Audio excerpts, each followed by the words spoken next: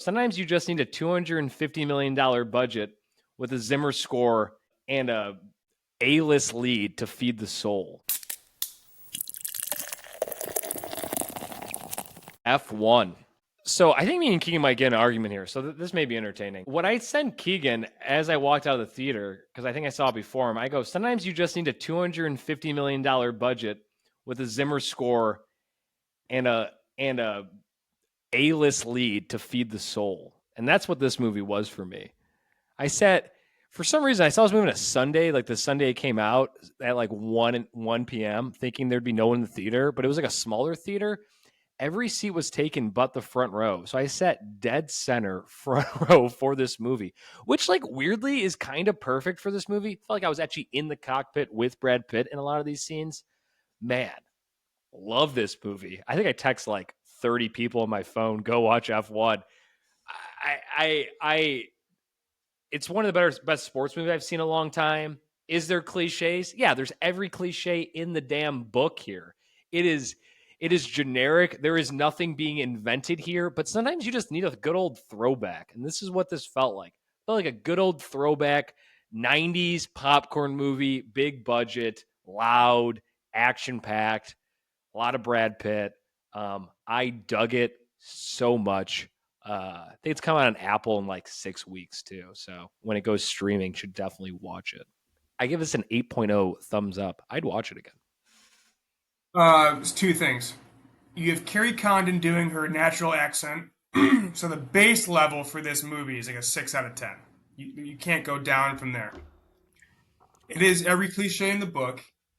But of the movies we're talking about today, it is easily the most recommended. Like anyone, I would recommend F1 to. Like, don't have to be a horror fan with like weapons or anything like that. Like, everyone would have a good time with this. I'm not a huge F1, the actual sport fan, like the motorsport. I thought you were. But I know, huh? I thought you were a big fan. I follow it. Okay. I don't watch every race, but I pay attention to it. So the leaps they make with this are like so ridiculous that it's almost like insulting. But I get they're doing it for story purposes. But I think I'm a little too close to really enjoy it for that. And then plus the cliches on top of it. I think this movie's okay. It's definitely fun to watch, especially in theaters. It's really loud and good visuals. Joseph Kosinski did this in Top Gun. Very similar movies. Top Gun is way, way, way better. Like, it's not even close. Top Gun's amazing. I prefer this. Really? That's fucking crazy to say. Okay. Because Brad Pitt gets there based on doing pull-ups and just like squeezing a tennis ball and just sweating a lot. And I love that. Yeah. It's weird that in his last two movies, his thesis statement has been the old guard needs to give it up. Wait, never mind. They're actually better than the young generation. Is that not really odd to you that that's what he's done in 2 movies in a row? Yeah, I guess he goes that route here. I mean, because he had just done that with Top Gun, where Maverick's like teaching. You know what? I guess I have to step in because I'm the best. Spoilers for this movie. Who gives a shit? It's a racing movie. Did you give a score? 6 out of 10. Thumbs up. I'd recommend it. I thought to end this movie, Brad Pitt would lose or would let the young guy, like, it's your turn now, kid. Not. And it's setting up that way. Yeah, and then they don't do it. And it just. I mean, how old is Joseph Kosinski that he's like the fucking old head in the room? But it's very weird that he's now done that twice in massive, massive hits. He's 51, which, I don't know. For a director, that's pretty young.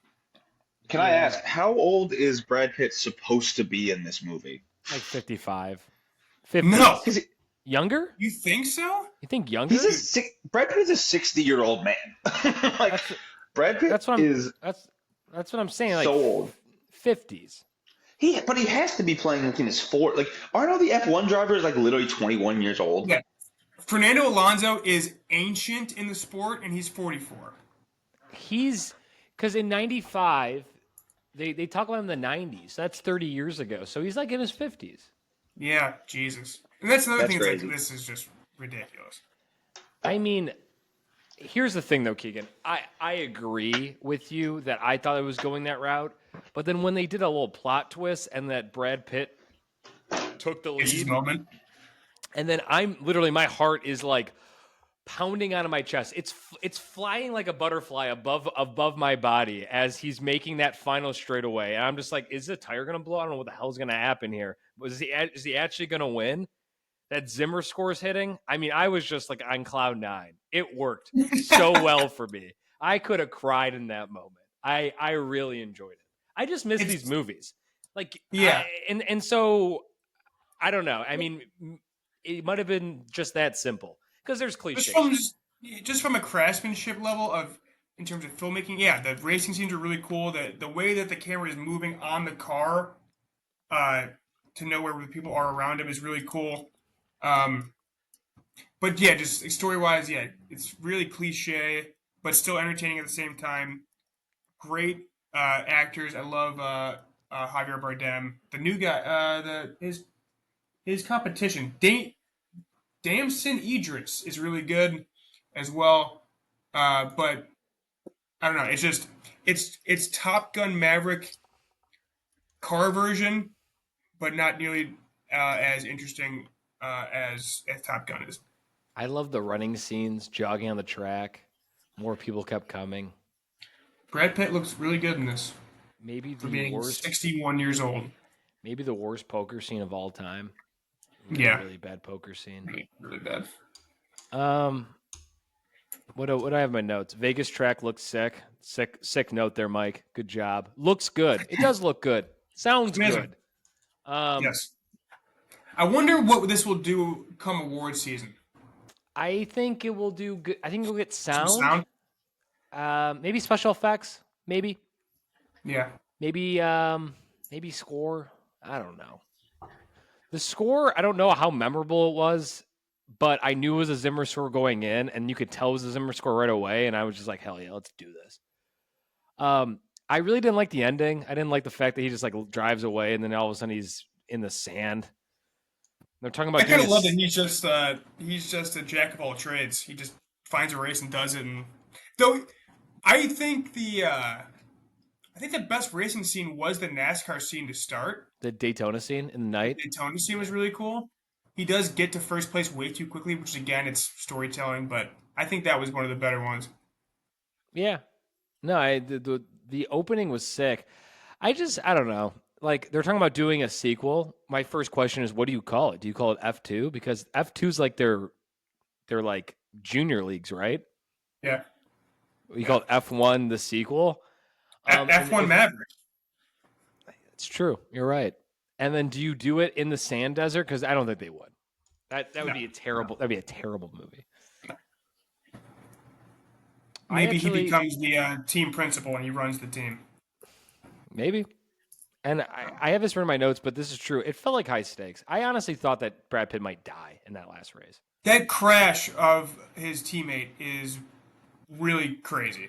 That was also an amazing scene. That was an also amazing scene too. That was good. And then I liked how the fact that the mother blamed him and the way that his teammate didn't fully believe Brad Pitt until he like simulated a bunch of times. That was good.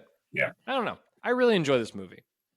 Maybe more interested in F1. It does feel like a big long commercial to watch F1, but whatever. I'm a consumer. But it's not like the sport though. So it's not a great commercial for it. That's fine. But neither is Drive to Survive, and that got a lot of people in too. So